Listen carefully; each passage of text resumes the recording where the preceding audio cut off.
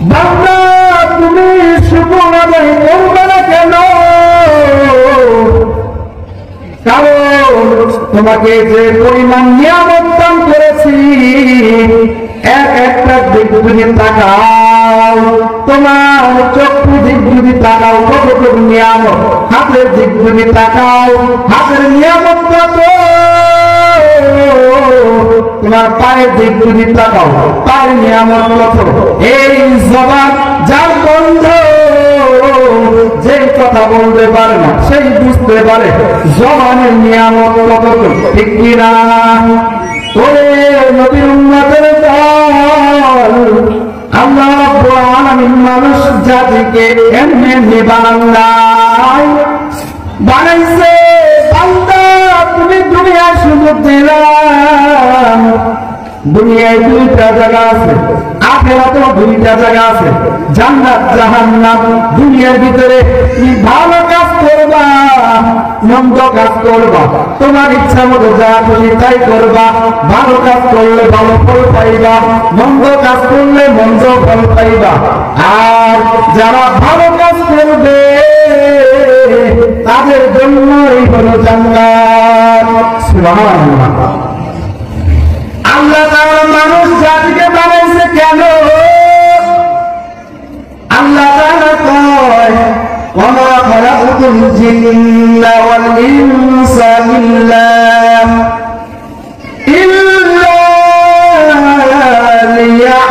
লিয়া'বুদুন।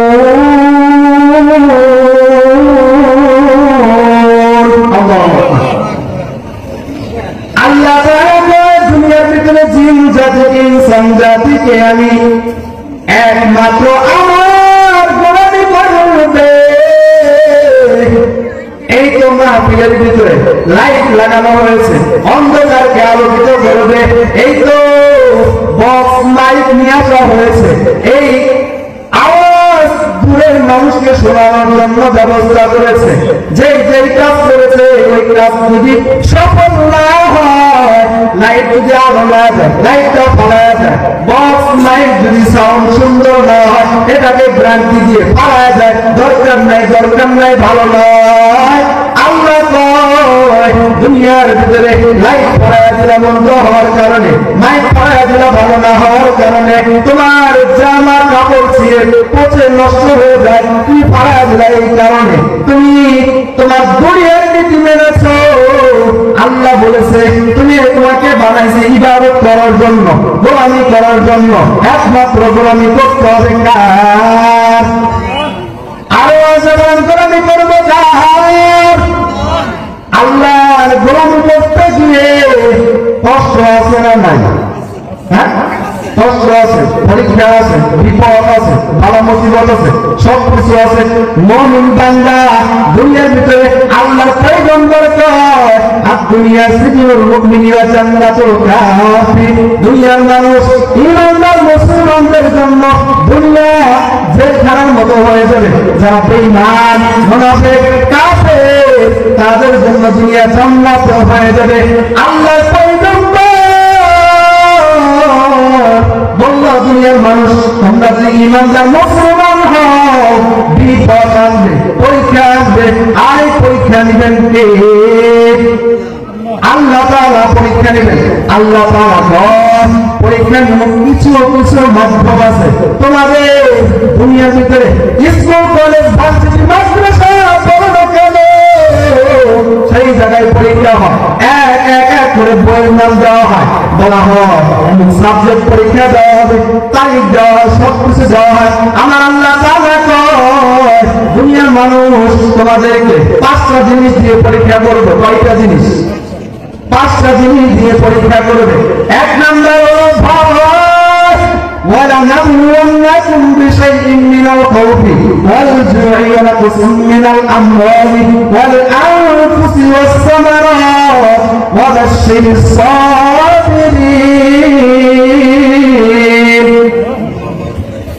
আমার আল্লাহ তাআলা দুনিয়ার মানুষ তোমাদেরকে আমি 5টা জিনিস দিয়ে পরীক্ষা করব। এক নাম্বার হলো ভয়। কাকে তোমরা ভয় করবা? দুনিয়ার ভিতরে বিপদ আসবে, বাবা মুসিবত আসবে, দেখি তোমরা কাকে ভয় করো? আমার আল্লাহ তাআলাকে একমাত্র ভয় করতে হবে, আমি আল্লাহকে। আর যদি আল্লাহকে ভয় না পাও তাহলে তোমরা পরীক্ষায় পাস করতে পারবে না। দ্বিতীয় নাম্বার, ক্ষুধার্তকে পরীক্ষা করবে, জীবন নিয়ে পরীক্ষা করবে, ফল ফসলাত নষ্ট করে পরীক্ষা করবে, দেখি তোমরা ধৈর্য ধারণ করতে পারো কিনা। এই বিপদ নিয়ে যারা পরীক্ষা দিয়ে ভালো রেজাল্ট করতে পারবে তাদের জন্য পুরস্কার রয়েছে জান্নাত। সুবহানাল্লাহ। এই জন্য বিপদ আসার পর ধৈর্য হারা হওয়া যাবে না, ভেঙে পড়া যাবে না, কারণ বিপদ মুমিন বান্দার উপরে আসবে। এই মুমিনের উপরে বিপদ দিবে আল্লাহ, আর এই বিপদ থেকে যারা টিকে যাইবে তারাই হবে সফলকাম। সুবহানাল্লাহ। আল্লাহর পয়গম্বর হযরত আইয়ুব আলাইহিস সালাতু ওয়াস সালাম, আল্লাহর পয়গম্বর ছিলেন, সম্পদ সব কিছুই বেশি ছিল। হঠাৎ করে শয়তান আল্লাহকে কয়, হে আল্লাহ, পয়গম্বরকে আপনি সম্পদ দিয়েছেন, এই জন্য পয়গম্বর আপনার ইবাদত করে, আপনার বন্দেগী করে। আজকে যদি আপনার সম্পদ করে নিয়ে নেন, দেখবেন যে আর পয়গম্বর আপনার ইবাদত করবে না, বন্দেগী করবে না। আমার আল্লাহ তাআলা আইয়ুব আলাইহিস সালাতু ওয়াস সালামের সম্পদ নিয়ে নিলেন, স্ত্রীরাও চলে গেল, শরীরে পোকা হয়ে গেল, পুরা শরীরের ভিতরে পোকা, প্রচন্ড পোকা শরীরটা নিয়ে ফেলল, দুর্গন্ধ, স্ত্রীগুলো দুর্গন্ধের কারণে চলে গেল। একজন স্ত্রী শুধু থাকলো, তার নাম হলো রহিমা। তার নাম কি? রহিমা। ওই একজন স্ত্রীকে হযরত আইয়ুব আলাইহিস সালাতু ওয়াস সালাম বলল, ও বিবি, প্রত্যেককে চলে গেল, তুমি কেন যাও না? ওই রহিমা বলতেছে, ও স্বামী আমার, আপনাকে স্বামী হিসেবে ধরে আল্লাহ আমাকে দিয়েছেন, আমি এই কষ্টের কারণে যদি চলে যাই, আখিরাতে হাসরে যখন আযাব, কবরের আযাব, সেখানে আমি সহ্য করব কিভাবে? এই জন্য আমি চাই নাই। আল্লাহর পয়গম্বর আইয়ুব আলাইহিস সালাতু ওয়াস সালাম তার জিহ্বার ভিতরে পোকা হয়ে গেল। আইয়ুব আলাইহিস সালাতু ওয়াস সালাম কান্না করতেছে, কান্নার আওয়াজ। আল্লাহ কয়, হে পয়গম্বর, আপনি কান্না করেন কেন? পয়গম্বর কয়, আমি এতদিন শরীরের ভিতরে পোকা ছিল, কান্না করি নাই, দোয়া করেছি। আর যে জিহ্বা দিয়ে তুমি আল্লাহর জিকির করলাম, এই জিহ্বা পর্যন্ত পোকা হইল। এই জিহ্বার ভিতরে পোকা থাকার কারণে আমি আর জিকির করতে পারি না, আমি আর তুমি আল্লাহর নামটা শুনতে পারি না, কষ্ট হয়। এই জিহ্বাটা যতদিন ভালো ছিল, পোকা শরীরে যতই খাক না কেন, কিন্তু যখন জিহ্বা দিয়ে আমি তুমি আল্লাহর নাম ডাকতাম, এই আল্লাহর নাম ডাকার ভিতরে তোমার নামটা জপার কারণে আমার সমস্ত কষ্ট দূর হয়ে যাইত। সুবহানাল্লাহ। ওরে নবীর উম্মতের দল, আইয়ুব আলাইহিস সালাতু ওয়াস সালামের জিহ্বার ভিতরে যখন পোকা হইল, জিহ্বার ভিতরে যখন পোকা হয়, এতদিন শরীরটা ভালো ছিল, জিহ্বাটা ভালো ছিল, পুরা শরীরে পোকা। একদিন নয়, 2 দিন নয়, 1 মাস নয়, 1 বছর নয়, 1 থেকে 18 বছর পর্যন্ত শরীরে পোকা ছিল।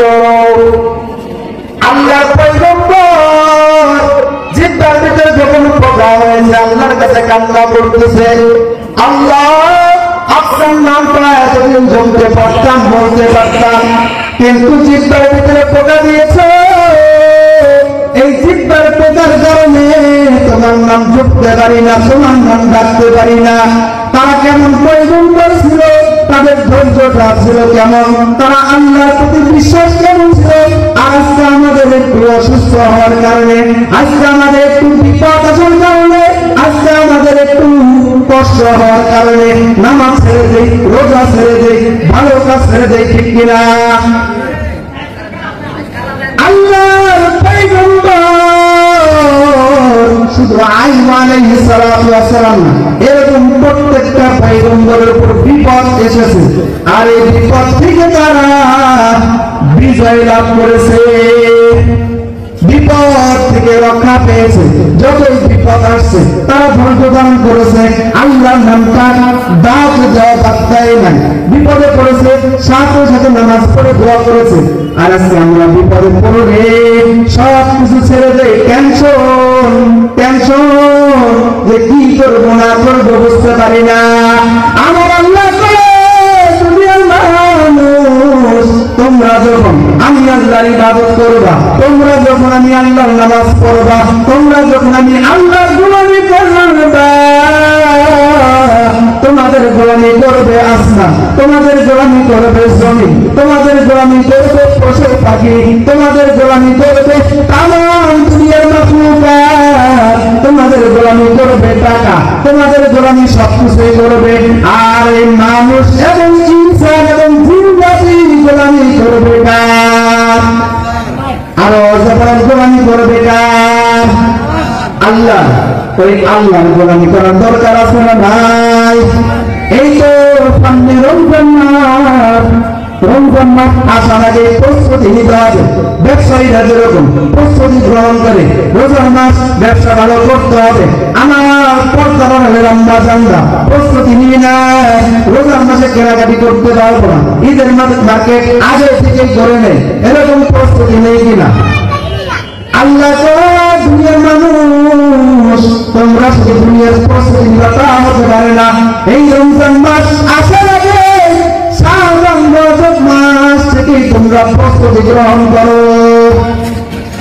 আল্লাহর পয়গম্বর দোয়া করতেন, আল্লাহুম্মা বারিক লানা ফি রজব ওয়া শাবান ওয়া বাল্লিগনা রমাদান। আল্লাহ এই রজব শাবান মাসের বরকত দেন। আল্লাহর পয়গম্বর দোয়া করেছেন রমজান পর্যন্ত হায়াত পৌঁছায়া দেন। আর এই শাবান মাস আল্লাহর পয়গম্বর কয় শাবান মাস হইল আমি পয়গম্বরের, আর রমজান মাস হইল আল্লাহ। আল্লাহু আকবার। শাবান মাস আল্লাহর পয়গম্বরের মাস, আর রমজান মাস কার মাস? আল্লাহর মাস। এই রমজান মাস আসার আগে আমাদের প্রস্তুতি গ্রহণ করতে হবে যে আমরা যদি আল্লাহর খাঁটি গোলাম হতে পারি। আল্লাহ যেইভাবে বলেছে, মানুষ তোমাদেরকে আমি এমনি বানাই নাই, তোমাদের পিছনে, তোমাদের বানানোর পিছনে আমার একটা উদ্দেশ্য রয়েছে, সেই উদ্দেশ্যে তোমরা জিততে পারো কিনা। যেই রকম বাংলার জমিনে মাঝে মাঝে ধাক্কা আসে, কোরআনকে অপমান করে, আল্লাহ রাসূলকে নিয়ে কটূক্তি করে, আল্লাহকে নিয়ে কটূক্তি করে, মাদ্রাসা মসজিদকে নিয়ে কটূক্তি করে, এই সময় পরীক্ষা হয় যে কারা আল্লাহকে ভয় পায় আর কারা বেঈমানকে ভয় পায়, ঠিক কিনা? এই সময় ইমানদের পরীক্ষা হয়ে যায়। আর যেদিকে এটা মসজিদ মাদ্রাসা না, আপনি এখানে মাদ্রাসা চলবে, এই মাদ্রাসার প্রত্যেকেরই খেয়াল থাকতে হবে, মহব্বত থাকতে হবে যে আমরা যাতে এই মাদ্রাসার প্রতি ভালোবাসা দিতে পারি, ছাত্র দিতে পারি, টাকা দিতে পারি, সব কিছুকেই মহব্বত করতে হবে। তাহলে ইনশাআল্লাহ আল্লাহ তাআলা আমাদের প্রত্যেককে কবুল করে নেন। কোরআনের দাওয়াত যেখানে থাকবে, কোরআনের সওয়াব পাওয়ার কারণে হযরত ওমর দাবি হয়েছে, হযরত আলী দাবি হয়েছে, কোরআনের ছায়া পাওয়ার কারণে হযরত ওসমান দাবি হয়েছে, সমস্ত পয়গম্বররা দাবি হয়েছে, উম্মতরা দাবি হয়েছে এই কোরআনের কারণে। আর যারা কোরআন থেকে দূরে থাকবে, এই অন্ধকার আলো হওয়ার জন্য লাইটের প্রয়োজন, ঠিক কিনা ভাই? কেমন অন্ধকার কবরের ভিতরে বলেন, দুনিয়া বলেন, সব জায়গায় নিজেকে আলো বানানোর জন্য, আলোকিত করার জন্য কোরআনকে ধরার দরকার আছে, ঠিক কিনা? সমাধান চাও যদি জীবনে মরণে ফিরে যাও, খুঁজে নাও চোখ রাখো কোরআনে। কোথায় চোখ রাখতে হবে? সমাধান চাও যদি জীবনে মরণে, ফিরে যাও খুঁজে নাও চোখ রাখো কোরআনে। তবে পাবে সুখ শান্তির ঠিকানা, তবে পাবে সুখ শান্তির ঠিকানা, যদি মেনে নাও তুমি মনে প্রাণে। সমাধান চাও যদি জীবনে মরণে, ফিরে যাও খুঁজে নাও চোখ রাখো কোরআনে। এ বাণী সকলের নয় সে তো মুমিনের, যারাই চলবে মেনে ফল পাবে কোরআনে। এ বাণী সকলের নয় সে তো মুমিনের, যারাই চলবে মেনে ফল পাবে কোরআনে। ঘরে বলে কি রাস্তা বলো, অশান্তি দূর করে শান্তি আনে। সমাধান ও সমাধান, সমাধান চাও যদি জীবনে মরণে, ফিরে যাও খুঁজে নাও চোখ রাখো কোরআনে। চোখ কোথায় রাখতে হবে? এই জন্য রমজান মাস আজ থেকে আমরা প্রস্তুতি নিব যে আমাদের মসজিদে নিয়মের কাছ থেকে কোরআনটা এই মাসে শিখে নিব। পারবো তো ইনশাআল্লাহ। বর্তমানের মা বোনেরা আপনারাও আগের যুগে দেখেছি শুনেছি আমাদের চাচিদের কাছে, আমরাও দেখেছি আমাদের মা খালা চাচি তারা ফজরের পর কোরআন তেলাওয়াত করে অন্য কাজ করতো, ঠিক কিনা? আর এখনকার বর্তমানে ইসলাম বাংলাদেশে ইসলাম মেয়েরা ঘুম থেকে 9টা 10টা বাজে, ঠিক কিনা? সারা নাটক গান বাজনা সবকিছু শ্রবণ করে তারা আল্লাহর নাম নিয়ে ঘুম দেয়, কারণ এই ঘুমটা উঠে 10টা 11টা পার হবে, ঠিক কিনা ভাই? এই জন্য ফজরের মা বোন যারা আছেন প্রত্যেকেই ঘুম থেকে ফজরের আগে উঠতে হবে। ফজরের নামাজ পড়ে যারা কোরআন তেলাওয়াত করে অন্য কাজ শুরু করে, আল্লাহ তাআলা তাদের কাজকে সহজ করে দেয়। সুবহানাল্লাহ। আল্লাহ রাব্বুল আলামিন আমাদের প্রত্যেককেই কোরআনে খাদেম হিসাবে কবুল করবেন, সেজন্য আমি এবং কোরআনকে শেখার জন্য প্রত্যেকটা মুসলমানকে আল্লাহ তাআলা তৌফিক দান করেন, সেজন্য আমি